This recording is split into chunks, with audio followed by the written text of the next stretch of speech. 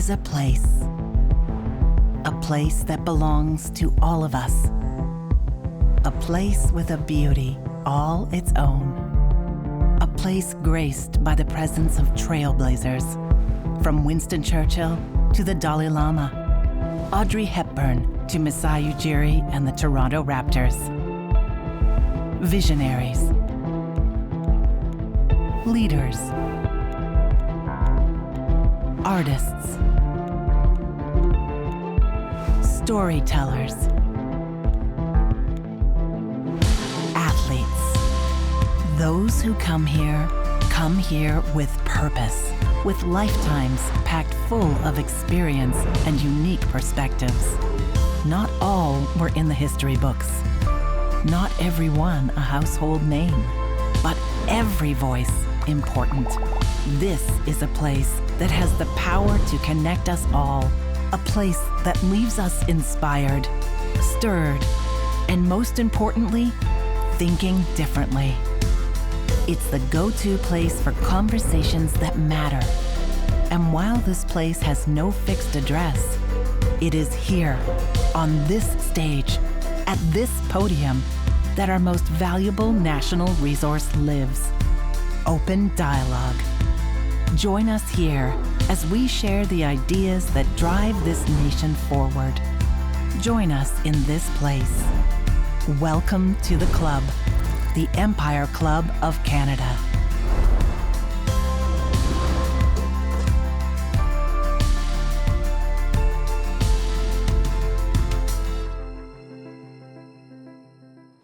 Good afternoon, everyone. Welcome to the Empire Club of Canada.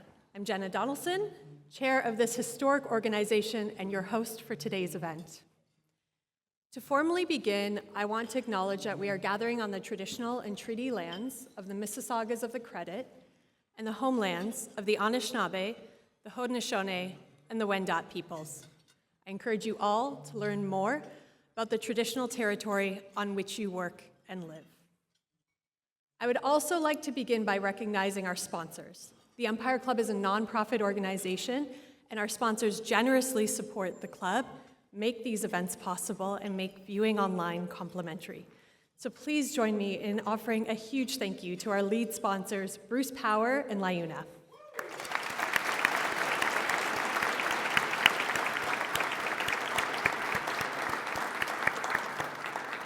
And to our VIP reception sponsors, WCG Services, Food and Beverage Ontario, the Ontario Road Builders Association, and Waste Connections of Canada.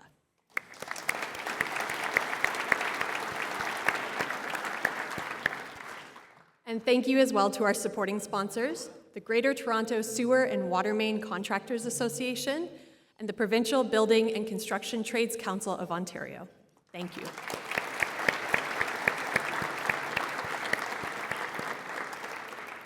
And I also want to say we are so deeply appreciative of our ongoing support of our lead season sponsors, Bruce Power and Hydro One, and our VIP reception season sponsor, Waste Connections of Canada. Thank you.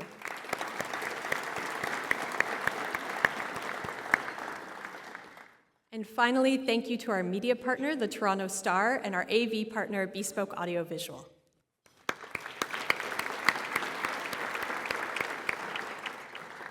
If you have a question for our speakers, please scan the QR code found in your program, or if you're online, use the Q&A function.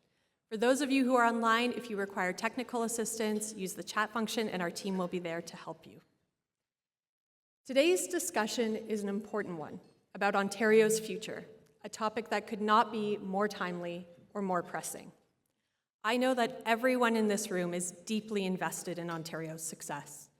We all want our province to be a place where our families thrive, where opportunities for our kids and grandkids abound, and where we can be proud of the communities we're building. Economically, it seems like some key measures are improving, but we continue to face some persistent challenges that are hard to ignore. These are the conversations you've been having with friends and colleagues. People are still worried about the cost of living. They're anxious about whether their kids will be able to afford a home, whether our public infrastructure can keep up with growth, and whether we're truly prepared for the economic challenges and opportunities ahead. Economists and parents alike wonder whether we have the workforce we need to turn our ambitions into reality. You all know these stats, and one of the most concerning ones is that a third of our skilled tradespeople are approaching retirement, and there aren't enough younger workers to step in and fill their shoes. This is a major hurdle for everything we're trying to accomplish, from housing construction to clean energy projects to public transit expansion. Without those skilled tradespeople, none of these plans can move forward. And these challenges don't exist in a vacuum. Ontario is part of an integrated North American economy. And uncertainty in the global landscape, especially following the recent US election, reminds us how connected our economies really are. It's like Pierre Trudeau once said, living next to the US really is like sleeping next to an elephant. But here is the good news. We are not just here today to highlight these problems. At the Empire Club, we come to talk about solutions, and that is why I am delighted that we are hosting the Honourable David Piccini today.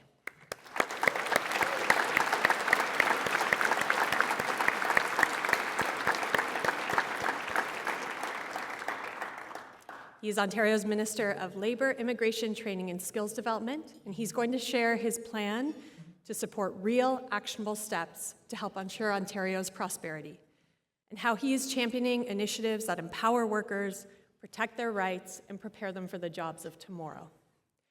And now it is my pleasure to invite Mark Arsenault to come up on behalf of Bruce Power, one of today's lead event sponsors, to offer a few words and introduce Minister Piccini.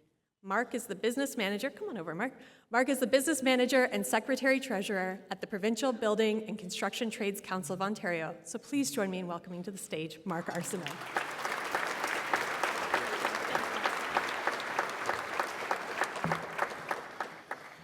Thank you, Jenna, for that kind introduction, and good afternoon. It is a pleasure to be with you here today on behalf of the Ontario Building Trades, an organization that represents 15 construction craft unions and over 150,000 skilled trades professionals who are employed in building the province's roads, bridges, hospitals, and energy infrastructure. But we don't do it alone. I see many of our contractor and owner partners here in the room. It's through collaboration with them. It's through our investment in training and apprenticeships, through our 100 training centers across the province that we strive to improve safety, training, and employment opportunities. Our apprenticeship model is earn while you learn, learning and transferring knowledge from journey person to apprentice, paving the way for the next generation of construction trades professionals to hone their skills in building Ontario. Because the success of our great province depends on our collaborative ability to supply the highly skilled workforce that our industry demands. Our partnership with owners and contractors has evolved over the years, but what remains steadfast is our shared commitment to building projects on time, on budget, and most importantly, safely. These fundamental building blocks have endured for decades, and so too has our desire to work collaboratively with government to improve the lives of workers.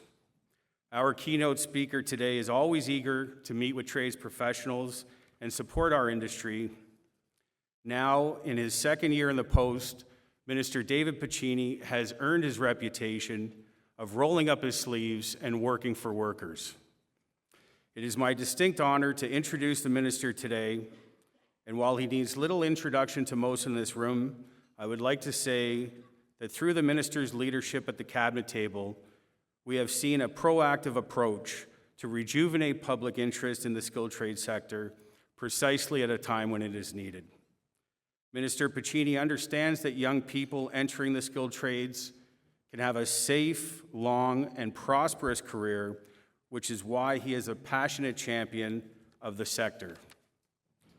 He is also leading the charge in helping to diversify our industry, attracting more people to realize and experience the amazing career opportunities that exist for everyone in our industry: new Canadians, Indigenous people, veterans, and women, evident through his support of our Ontario Building and Construction Tradeswomen's Program.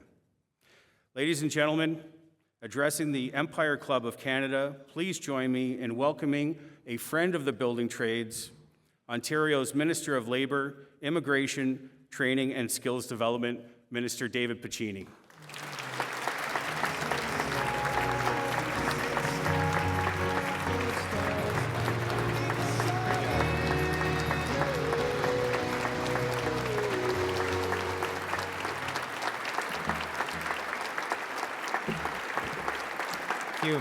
Thank you.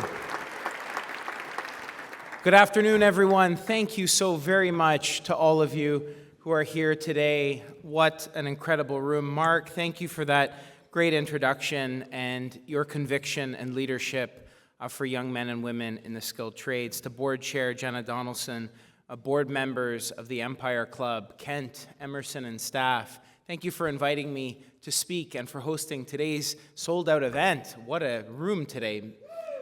Exactly. It's a real distinct honor to be here. Many in our society, of course, have forgotten how we have the things we use every day, our highways to get to today, our homes we've come from, the hospitals, universities, colleges, transit systems, our energy facilities, and so much more. Literally everything around us has to be built by someone. It was built by the hardworking men and women in the trades. Skilled trades workers build our communities, keep our lights on, deliver our goods, and so much more. Workers across all trades and disciplines have contributed to a legacy in our province, and their hard work enables us to be the economic engine of this great country, Canada. As Minister of Labour, Immigration, Training and Skills Development, I believe that it is imperative that we keep our economy moving, with a focus on the workers who keep it moving. And so, of course, I'm here today to speak about the tools of the trade, Ontario's blueprint for prosperity and productivity growth.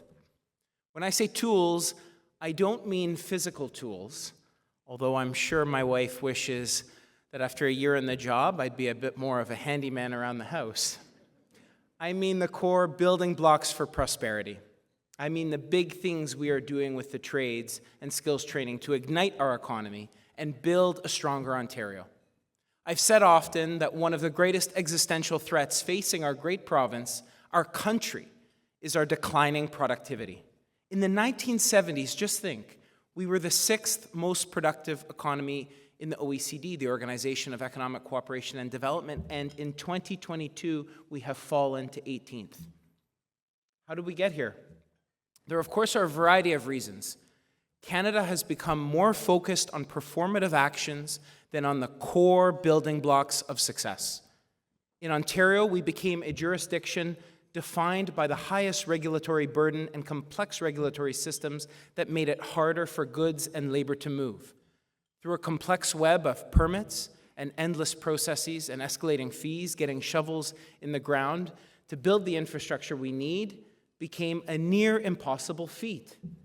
Just think, in this great province, for those we've attracted from abroad with the skills needed to fill in-demand jobs, they're met with bureaucratic red tape and an endless merry-go-round of no's and more forms to fill out as we seek to recognize their credentials. Under Premier Ford's leadership, our government has been laser-focused on turning this around. It's a big ship, so turning it around takes effort, because increasing our productivity means increasing our standard of living. It means more jobs. It means higher wages, a more resilient economy against the threat of inflation. It matters enormously to the socioeconomic well-being of Ontarians, of Canadians. Here in Ontario, we're responsible for close to 40% of Canada's economic output.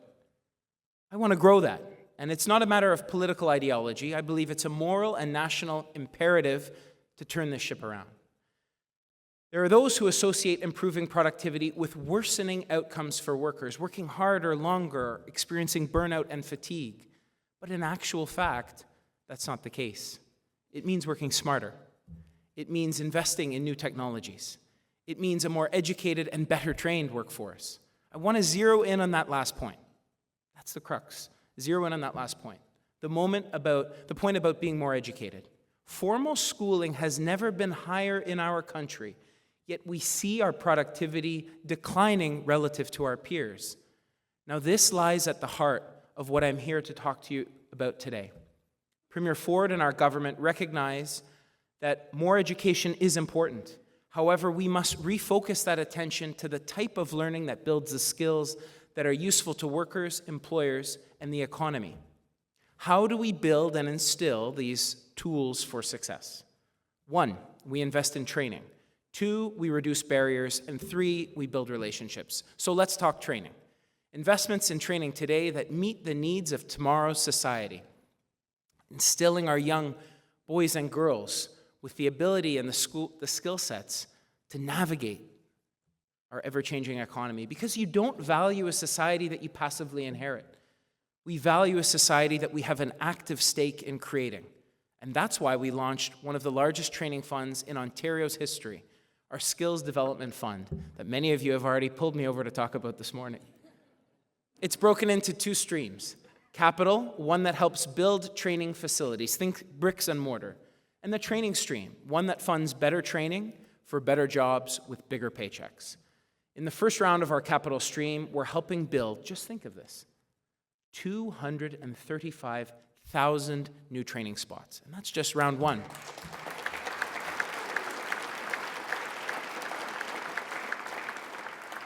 And it's employer-driven with the skill sets to land a job, and that's what's so exciting about this. But we know we need to do more. And I heard what you said through round 1 feedback, which is just getting started, but we're already listening to constructive feedback. So I changed it. Let's pause and acknowledge the fact that we as a government listen.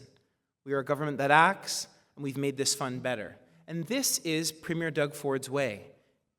I'm telling you, to everyone in this room, you will never have a more accessible premier than we have today. Just ask the food basics worker who spoke to him on Saturday. I hadn't spoken to the premier in a week, and he was speaking with him over the weekend.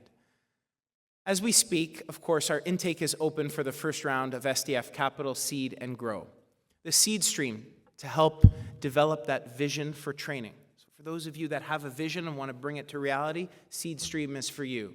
The Grow stream to help people get it done that brings that vision to life. When you have 40% design drawings, your Class B estimates, and you're ready to get shovels in the ground, the Grow stream is for you. This program is based on a bet. It's a bet that Premier Ford and I are willing to take. It's a bet on you, the Ontario worker, because Premier Ford and I know that that's a winning bet. A bet on Ontario's workforce is a bet on a vision for a better future of training in this province, and that future reflects a reality that training takes place in more than university and college classrooms. In communities like mine, a classroom could be on the side of a historical building, restoring a facade of one of Port Hope's oldest buildings.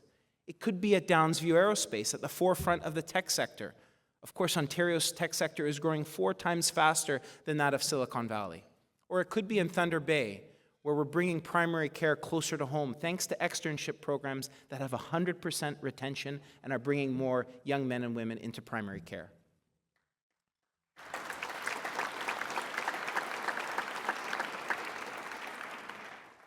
Hospital in Northumberland, our Northumberland Hills Hospital, their motto is care closer to home. Taking that a step further, it's training closer to home, and we're going to make it a reality. It's not just the new physical training centers we're building. Through our training stream, we are building the ladders of economic opportunity for those who are willing to climb them. The training stream is the ladder by supporting employers and training organizations that help workers get the skill sets that they need to get a better job with a bigger paycheck. To date, more than 667,000 Ontarians have directly benefited from specialized job training to help them find meaningful employment. This is rapid training for a rapidly changing economy. Training that helps people find purpose, dignity, and self-worth. It's not just for construction and jobs in the skilled trades, but it's businesses like Melly's Cafe in Whitby.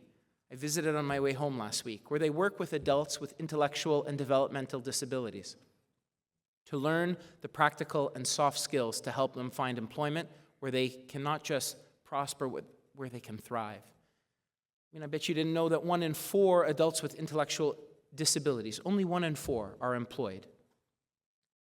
I think previous governments recognized and measured success by the dollar figures spent, not the outcomes for real people, for human beings. And I believe with every bone in my body that diversity of opportunity fundamentally leads to better outcomes. And that's why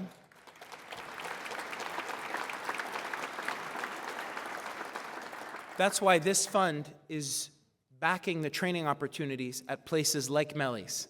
If you haven't been, you've got to go. You've got to go. Just don't ask for the Piccini cappuccino. And they know we're boosting productivity in the province, and we have to come to terms with the reality that there are close to, if not more, than 2 million people in our province who are here with temporary status. Canada once had consensus on immigration. That spanned political parties, that spanned, regardless of political affiliation, whatever color party you choose to align with. And the federal government has shattered that consensus, broken our immigration system. Provinces are limited on what we can do to address this. But I lament that the current system is more focused on fostering state dependency than individual autonomy, growth, and prosperity. I'm a firm believer in giving people the skills to succeed, to integrate into our communities, and to reach their full potential.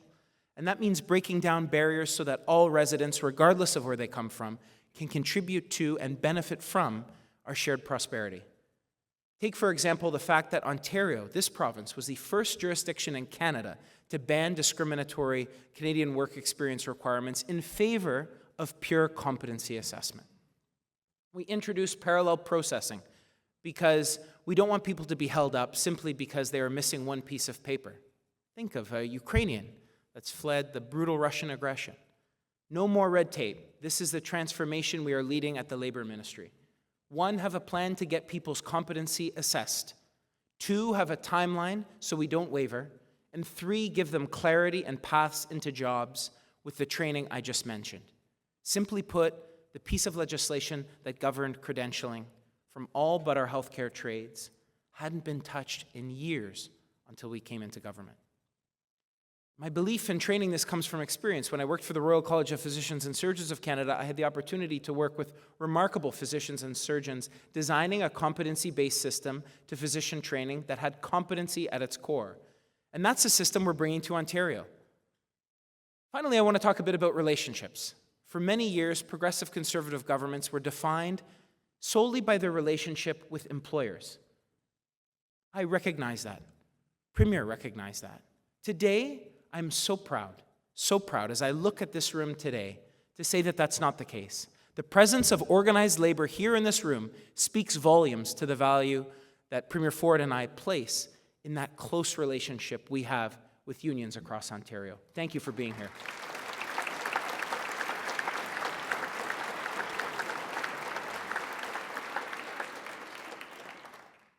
Workers recognize that nobody benefits when you don't have a job to go to, and businesses recognize that when their workers are productive, the economy will thrive. This government recognizes that the tools of success for both are to create a low-tax environment where investment prospers. Workers, businesses, government, this is the three-legged stool that a productive economy can rely on, and we continue to reduce the burden on businesses and workers. Just last week, I announced a historic reduction in Ontario's payroll tax, making today's rate a historic 50-year low. But no, that didn't come at the backs of workers. We also announced an investment of over $400 million to support safe employers who are willing to make investments to make their workplaces safer and to support workers in being safer on the job. Furthermore, we cut the previous government's tax on the trades. Under this government, we're saving apprentices up to $570 over the course of their training. We've taken a program that cost more to administer. Go figure on that for just one moment. Our Tools Grant program cost more to administer, our Tools Loan program, I should say, than the actual loans that went out to help that struggling first person land an apprenticeship. We turned that into a grant. Take Andrea, for example, a first-year apprentice I met in Vaughan. She wanted a career for life, so she took one of our Skills Development Fund programs. It gave her her first set of tools to get her going through a grant program, supported her with some of the core wraparound supports she needed to succeed. She now works downtown, where she told me, as I met her daughter at the Labor Day parade, she said, "Mom built that." What an immense sense of pride to show your daughter that you built that. She also benefits from properly fitting PPE. I know to everyone in this room that seems like common sense, but it wasn't. So we put that in law. She benefits from clean washrooms because we took the same standards from Bay Street and brought them to Main Street. And we're the first province in Canada to enshrine that in our Occupational Health and Safety Act.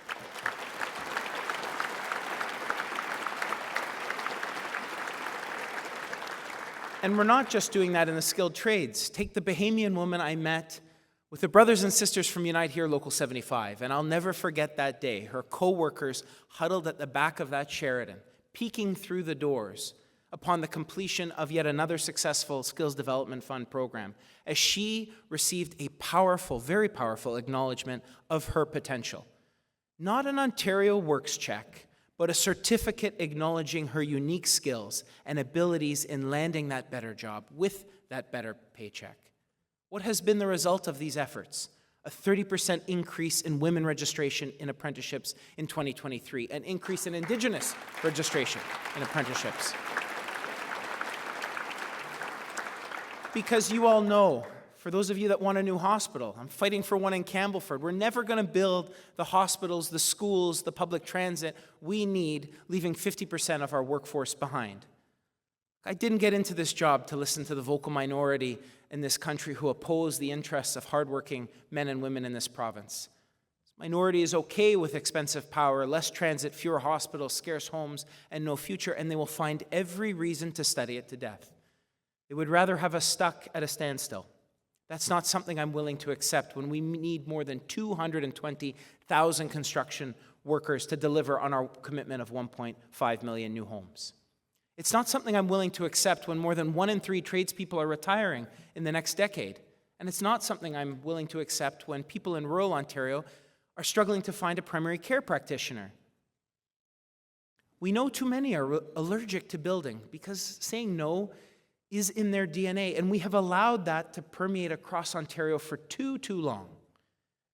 It's the relationships that we've built that have helped us find solutions. They've challenged government to do better. And it's those solutions that are helping enable us build the future.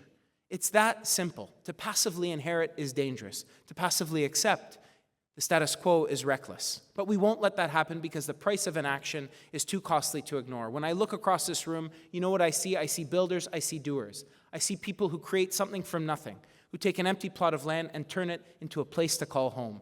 People who harness the power of our resources to heat it and enable the transportation infrastructure that connects all of it. And it's not just the skilled tradespeople in this room, it's the hospitality workers that put service before self, the healthcare workers who heal us, the first responders who ensure safe communities. So in closing, I have a simple message. Thank you.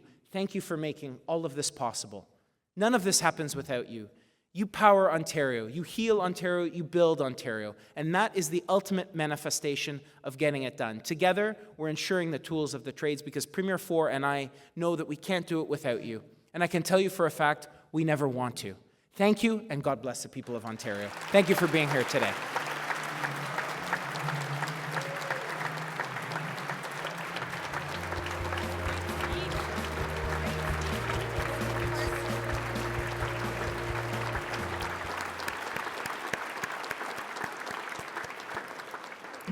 Thank you, Minister Piccini, for that rousing speech, for sharing your vision, and thank you for your dedication to making sure that our workforce in Ontario provides diversity of opportunity for everyone. It is now my honor to introduce the dynamic Pinball Clemons. Pinball has always been a champion on the football field and in the community. His foundation has transformed the lives of countless marginalized and racialized young people by giving them the tools and opportunities that they need to succeed. And as a bonus, his former team, the Toronto Argonauts, just celebrated a Grey Cup victory.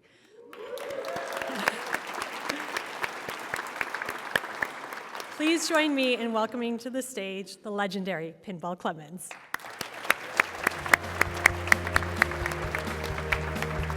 Thank you. Yes. Whoa! All right. right. Thank you so much. All right. Well, good day, everyone. How we doing? I said, good day, everyone. How we doing? All right. I love it. I love it. I love it. Love the energy. I do want to say that you're impressive. Job well done. Really enjoyed the tempo of the day as well. And before I get going too far, I really want to send an acknowledgement out. The trades have been transcendent for the work that we do. And some years ago, a gentleman who is sitting at the head table, who won't allow me to say his name, but I'm going to say it anyway. James St. John. He's the one who introduced me to Minister Piccini. And I just want to give a great shout out to him, because he is one of the people in this great group of people who are doing that tremendous work that involves making sure that young people have a chance to not only go to school, right, but actually to become a professional, right, get a job, right, become employed, and gainfully work in our communities and build our communities. And so with that, I want to say thank you to both of you gentlemen. So would you give them both a huge round of applause for me?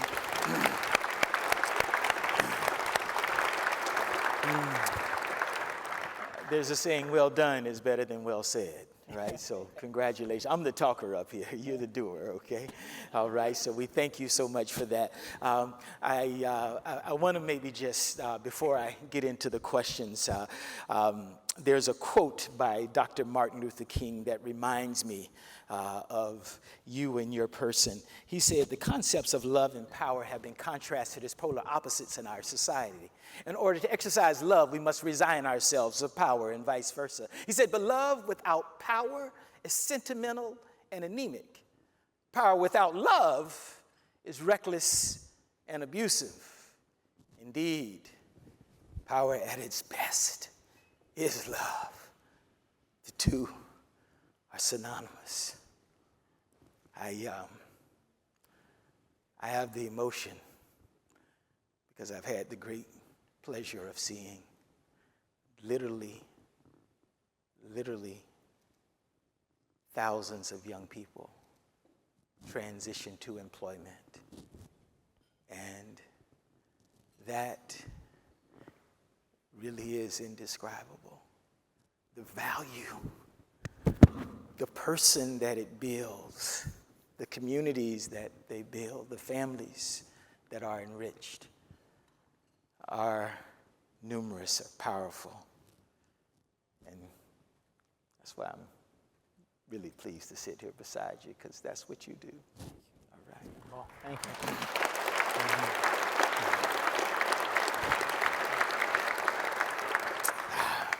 I should get on, because you probably know if I get comfortable, I can talk. I want to say you've been labor minister now for over a year, and you're an energetic guy yourself, right? I'm just glad I spoke before you. Yes. What drives you? It's a good question. What drives me, I love to learn, and I still don't know what I want to be when I grow up, but I can tell you every day I learn. So what drives me to its core is really, I'm a big believer in storytelling and just the stories. I feed off of others' energy. And so let's just zero in on our friend James St. John for a moment with the Hammerheads Youth Program. Seeing that graduating class, seeing that young man come up to me and say it was two ways. A way that would have taken me through the revolving door of justice, or the dignity of the job, a sense, the first person in my family to have a career, to get out of the neighborhood where I grew up, to buy a home. The stories, the first night when I became minister, Allison Bowman, her husband Craig, was in hospice just months prior. He'd passed. But she told me he hung on. Now, we often talk about heroes and serving our communities, but at its core, Craig was a husband that wanted to know that his family would be looked after and protected. And that was, these stories literally form the pen that writes the legislation that we introduce. So for Craig's case, we reduced the latency period. Simply put, it just means his family will be protected through WSIB, thanks to the changes we've made. And it's about more than that. It's about prevention, investing in prevention downstream. So with our Chief Prevention Officer, Dr. Moody, who's here today, we're now making those investments. But for me, it's the stories. It's the stories of that young man or woman who are entering the trade and seeing in their eyes the sense of self-worth and purpose. The work we're doing on employment service transformation, which is remarkable. And stories like Craig, who leaves a lasting legacy. That's what motivates me. Woo! One of the things I love about you is you're not just doing it, right? It's something that you truly value people, right? And that is evident in the work that you do. So you're not just doing it physically, right? It is something that is important to you. So given that and given the declining productivity we've experienced across our country in recent years, Ontario is building, it's moving, but what are some of the government programs that are really thriving that you're seeing production from? Well, there's so much going on in our ministry. I lament the fact that I can't touch on it all, but I think a few things. One, employment service transformation. We recognize that a system that ultimately leads back to the state dependency I talked about is not a system that works. So we led a big transformation of our employment services, and I see many of the people on the front lines of that here. So thank you for what you do for employment services transformation that are helping people get a job and actually creating a system that incentivizes outcomes. So the harder to place people, perhaps the young man that was in an encampment in my community. I mean, this is the first time rural Ontario has seen an encampment, who's now incentivized to get him out of that situation, job training, and today holds employment. To our friends at Oaks Revitalization who are here today, taking someone, you know, we know when you're in the system, you're far more likely to reoffend. They're taking people out of that, investing in them, giving them the skills for success. And a conversation I had with someone, we were talking 10 minutes, and he was from my community, and I thought to myself, I know everyone in my community. How have I never met him? Well, I hadn't met him because he was in Lindsay Penitentiary. That's why. But today he earns 6 figures and is working with our friends, brothers and sisters with Leona. Like, that's incredible. Woo! Like that. So through employment service transformation, through our skills development fund, we're investing in skills development fund that's employer driven. That's how we're doing it. All right. Excellent, excellent. Good. When we hear you often say, working for workers, what does that mean? Yeah, that's a good question.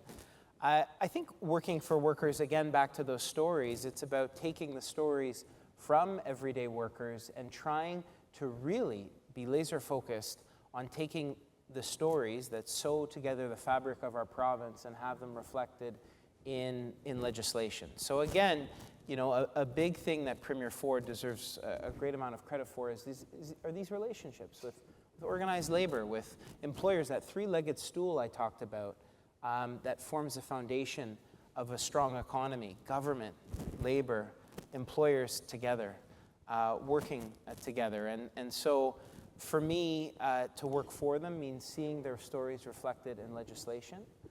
And I think it also means working for those workers that have historically been underemployed.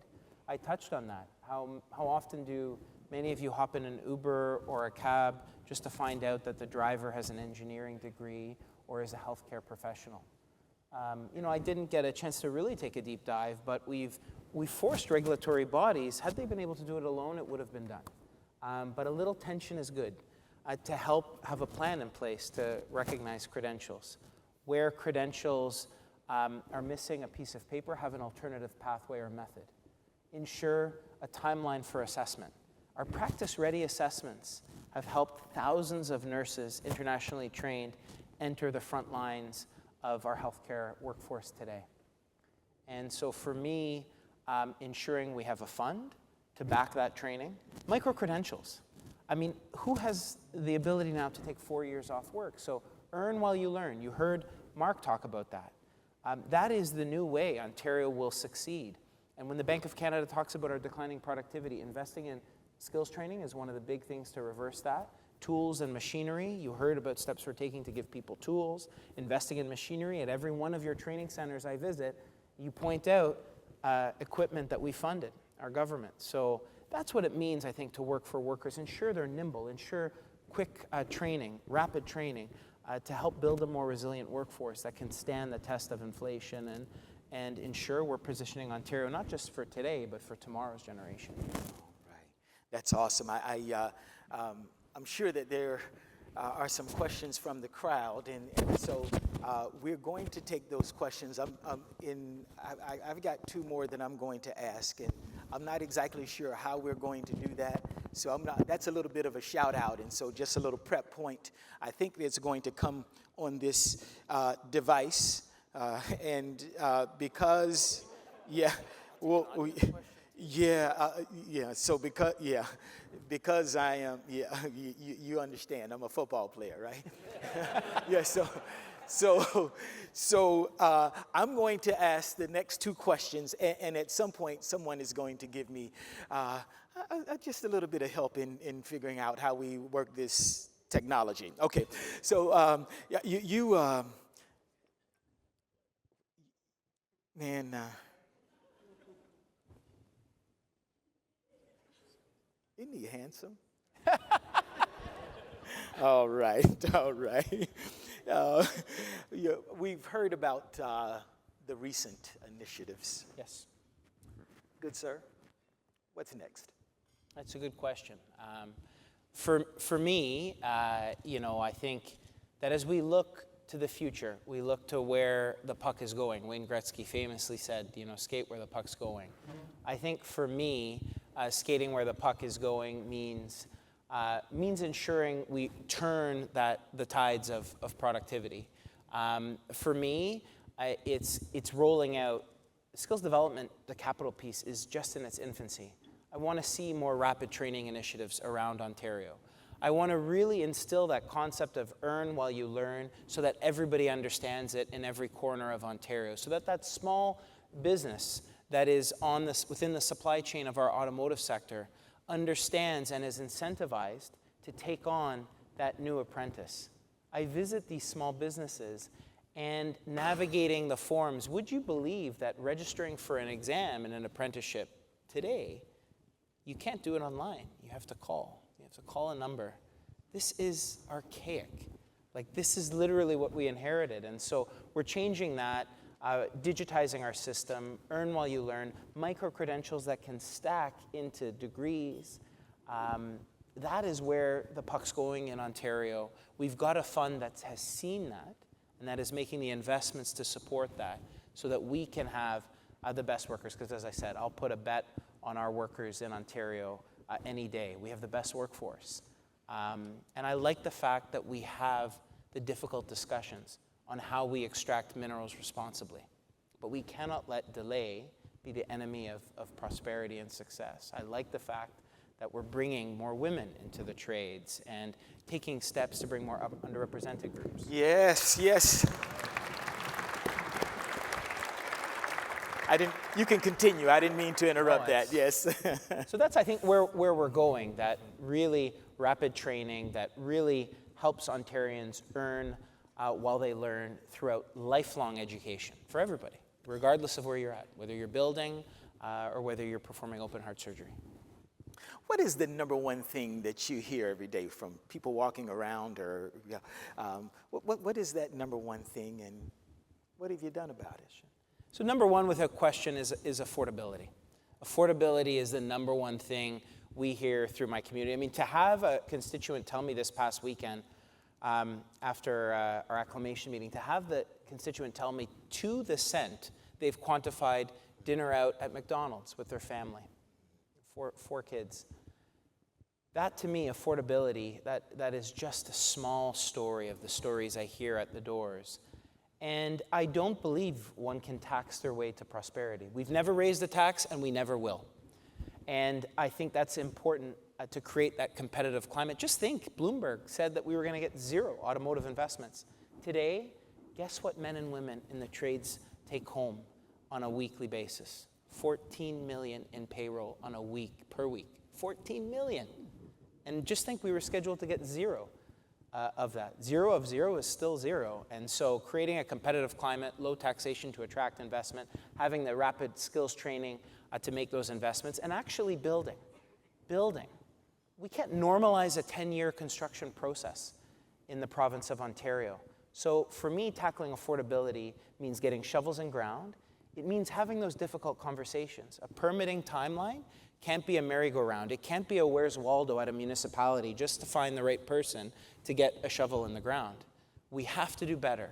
And that's where we all have to work together. Have those uncomfortable conversations. Challenge us. Premier Ford will be the first to tell you. We're open. We'll change things if it's not working. I really like that about our government, is that we are willing to have those conversations, to constantly change things to address the biggest problem we hear, which is affordability. Wow, wow. Would you give him a general round of applause?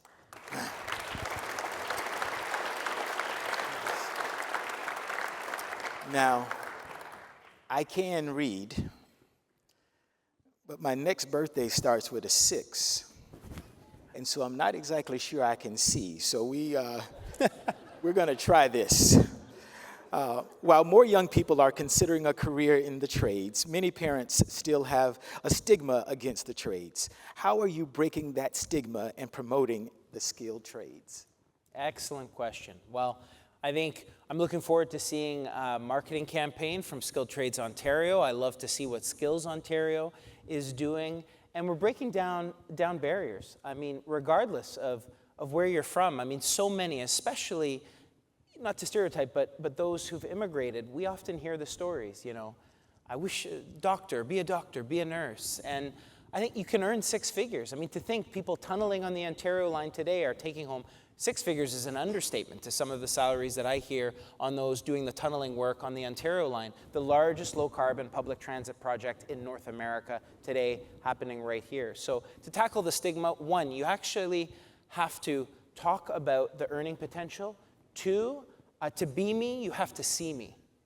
That's what Natasha Ferguson said, who leads a woman's work, who tells stories coming from Jamaica, that when she visited job sites, people would give her a coffee order, and then she'd say, I'm the boss. I run this company. and so she's an inspiration to me. See me to be me. You, when I hear you speak, to hammerheads, to the young boys or girls. And, I'll be a little controversial here. I said once in a school, everyone gets a gold star for putting their pants on in the morning. And the teacher said to me, not everyone wears pants. And I said, you really missed the point of what I was trying to say. And what you've instilled, seeing you, the discipline, the self-worth one feels by getting that acknowledgement of their potential in that certificate. Not a bigger handout from government, but a leg up. And that's what you're doing. And you stood before those young men and you treated them as an equal and you challenged them to be better. And they're better off for it. That program, I was privileged to be at that graduation. And I'm really, really excited about where we're going with these SDF programs. Thank you. But if what you did yesterday still sounds good to you today, then you haven't done much today. So what we're to do is still ahead of us, right? Exactly. All right, so next question. Here we go.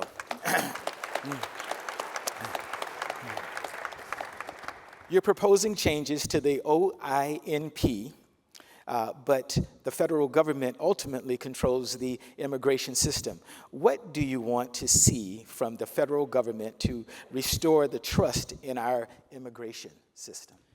Yeah, for those who don't know, OINP stands for Ontario Immigrant Nominee Program. We only control about 5 to 7%, and we can expedite those people to find permanent residency. And look, many of you who are here today and on front lines of employment service transformation, or those of you who work perhaps for the city, know that the failures of our immigration system are demonstrated and best exemplified through the stories I hear that 70% of our shelter capacity is asylum seekers. And I refuse to believe, without question, they have to address that system. They are best positioned to do that, and they are taking steps to do that today. But the best we can offer can't just be to put people in a hotel, create a cycle of state dependency, and then have a binary debate of that is exemplified by just the more dollars we throw at is success. So for me, what we want to see is a meaningful discussion around securing our borders so that 3% of cars that are inspected, we actually take a look at that. The fentanyl that is destroying communities, the encampment, it grips. There's a nasty grip on the encampment in my own community of Cobourg. But those are predominantly federal levers. For us, it's investing in the labor market transfer agreement. I hate to say this, but you all need to know a lot of our organizations because we partner. It's a good thing. Jean Chrétien, in the early 90s, recognized that provinces are best to determine labor market planning. And today, we compete against one another, and it shouldn't be that way. We should work together. Our labor market transfer agreement was cut, and so that limits our ability to help people. But I'm excited. I'm excited on the credential recognition work that we're doing. I'm excited that in our last Working for Workers, we expedited doctors who, our primary care clinicians are small business owners, yet they weren't incentivized in our Ontario Immigrant Nominee Program. We made the change, we listened to the feedback, and we're expediting family practitioners into our province. For the nurses that I met when I was in Vaughan with our MPP, Lecce there, Filipino nurses who are now working on the front lines. We're working with the regulatory body to streamline that credential recognition to get people to realize their full earning potential. And that's where we're laser focused on with our 5 to 7%. Well, please, I apologize that our time has wrapped up here, and but I'd like you to do me a favor. When you go home tonight, whether it's husband or wife, boyfriend, girlfriend, right, your kids, right, hug everybody in your home tonight when you go home, all right? If there's a little strife, that might actually decrease it a little bit. But do me a favor, when you go home this evening, right, hug everybody in your home, okay? Thank you so much, and I really appreciate it. Thank you. Our star is here to close today. Thank you. Yes, so much love.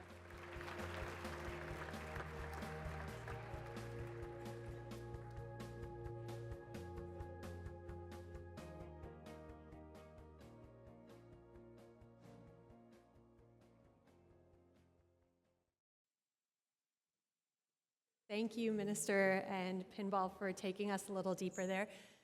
Pinball, you're still good on your feet. Well done. These insights are a timely reminder of the importance of building a workforce that can tackle the challenges and opportunities ahead. And someone who thinks about this a lot, is working to do this very thing, is Victoria Mancinelli, Director of PR and Communications and Strategic Partnerships at LIUNA. She's a longtime friend of the Empire Club. I'm delighted to welcome her to stage to deliver the appreciation remarks. Welcome.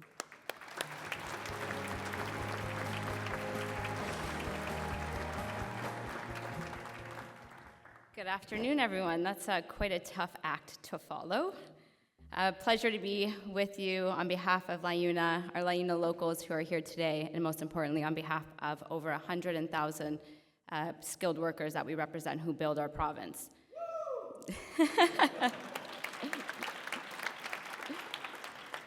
With over 86,000 skilled workers set to retire by 2030, we have to be proactive in how we are attracting and retaining talent to meet growing infrastructure demands for today and for our future, understanding that our province cannot succeed without a skilled, safe, and reliable workforce. The historic investments we are seeing by the Ford government and Minister Piccini don't just happen by chance. It is a testament to what we can achieve when labor, industry, and government come together to empower opportunity and prioritize policy that impacts the safety and well-being of Ontario's workforce, most recently reflected in Working for Workers 6. You heard the minister speak about the Skills Development Fund. $1.4 billion in skills funding, including capital for training centers. Of course, this is going to have a direct impact on job creation and spurring economic development across Ontario and throughout our country, but it extends much further than this. It is a direct investment in people and the potential to change and save someone's life. It is about investing in second chances for youth and marginalized communities, and we have our partners here with us today from Oaks Revitalization and Building Up, who do tremendous work supported by SDF, including training outreach and mentorship programs, understanding that it is imperative to the strength, function, and growth of our province. Investing in trade pathways for Canada's veterans, who serve our country and are now part of building its future. It's about investing in women, something that I'm very passionate about. Today, a 30% increase in apprenticeship registrations, matched by legislation to strengthen retention, including family care to PPE, sanitization on site, and policy that addresses harassment and fosters a stronger sense of belonging. Minister, you're always the first person to translate advocacy into action, and if you speak to him about any barrier or issue that you may be facing in the industry, he never settles for the status quo. He's always the first to say, how do we get it done? What can we do together? And let's move forward. You've heard me say it before, and I will say it again. This is the most dedicated government in the history of Ontario to advancing skilled trades and apprenticeship pathways. So, Minister, on behalf of LIUNA and all of us here today, we thank you for the time and for your leadership, and we look forward to working with you past the next election and many years to come. Thank you.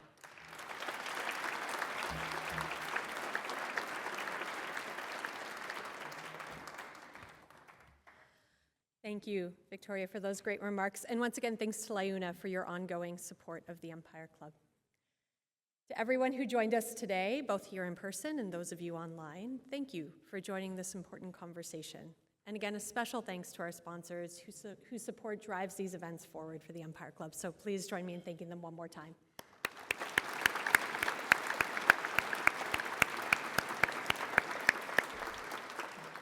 I'd also like to recognize the students and young leaders we have in the room. Central Technical School, Humber Polytechnic, I see you up there.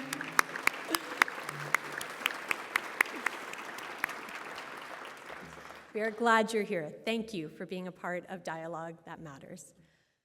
To stay connected, please subscribe to our newsletter by scanning the QR code on your tables. We hope you'll join us at our next events. We have 2 events left to round out our fall. First, on December 10th, the Empire Club is proudly presenting a panel conversation focused on Indigenous partnerships, a new way forward to unlock Canadian infrastructure.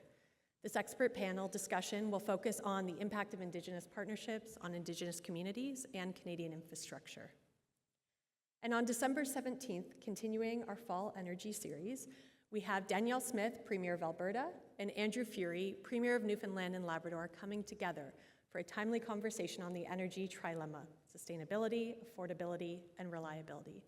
You will not want to miss these 2 events, and I am also pleased to announce that in January, we will be celebrating our 2024 Nation Builder Award, and happy to announce that the recipient will be Prem Watsa, and so we are delighted and hope that you will join us on that event too in the new year. As a club of record, all Empire Club events are available to watch and listen to on our website, and a recording of this event will be available shortly.